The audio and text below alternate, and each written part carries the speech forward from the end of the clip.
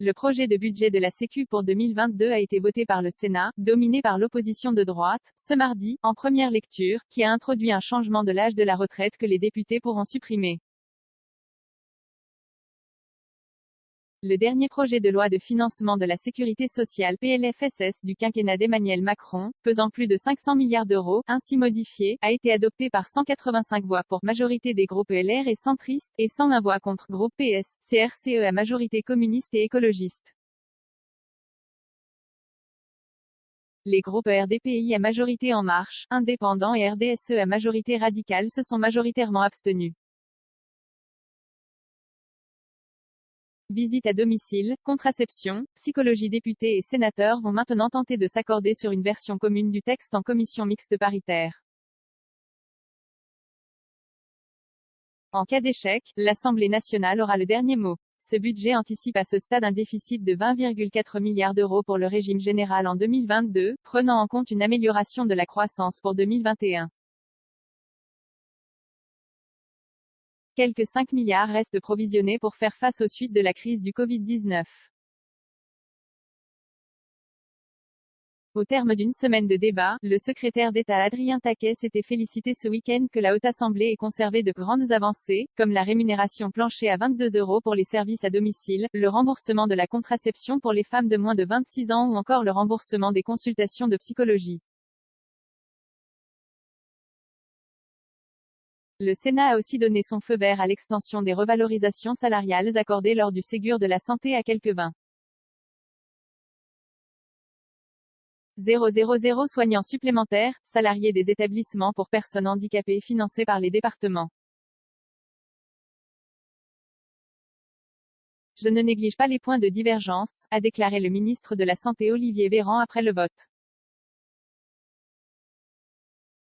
À droite, la présidente LR de la Commission des Affaires sociales Catherine Deroche a qualifié le PLFSS de texte d'attente, qui ne dit rien des choix qui seront faits pour l'avenir.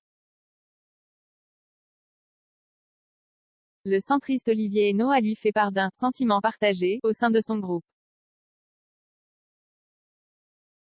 Allongement du départ à la retraite. Le Sénat a largement rejeté la trajectoire financière pluriannuelle, qui présente de manière fataliste un plateau de déficit d'une quinzaine de milliards d'euros à l'horizon 2025, selon la rapporteure générale centriste Elisabeth Doineau.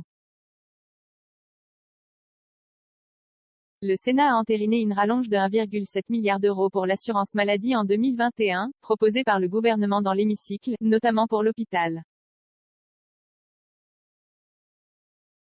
Mais il n'a pas voté la majoration de 500 millions d'euros pour 2022.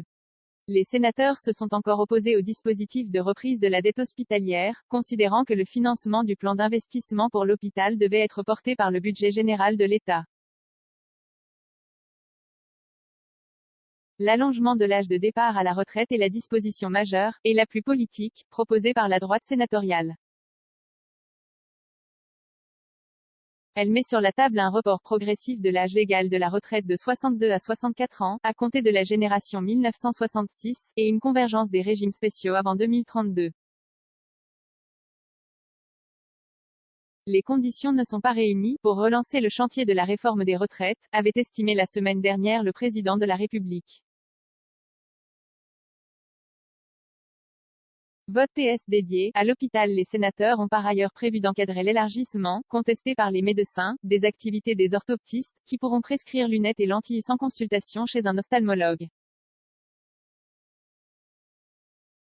Le secrétaire d'État Adrien Taquet a précisé le public visé par le décret d'application en préparation, les 16 à 42 ans ayant une faible correction visuelle.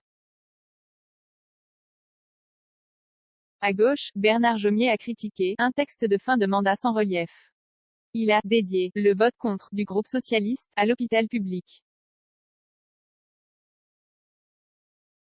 En l'absence de ressources nouvelles, vous faites rouler la dette sociale qui saturera vos discours demain pour faire passer des réformes autoritaires, a accusé l'écologiste Raymond Poncet-Monge.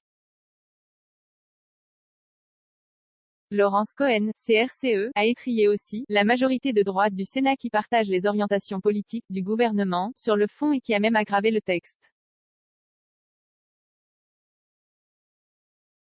Économie inégalité femmes-hommes, 2 députés présentent un budget de la dernière chance, 8 commentaires 15 partages partagés sur Messenger partagés sur Facebook partagés sur Twitter partagés sur Flipboard partagés sur Pinterest partagés sur LinkedIn envoyé par mail sauvegarder une faute imprimé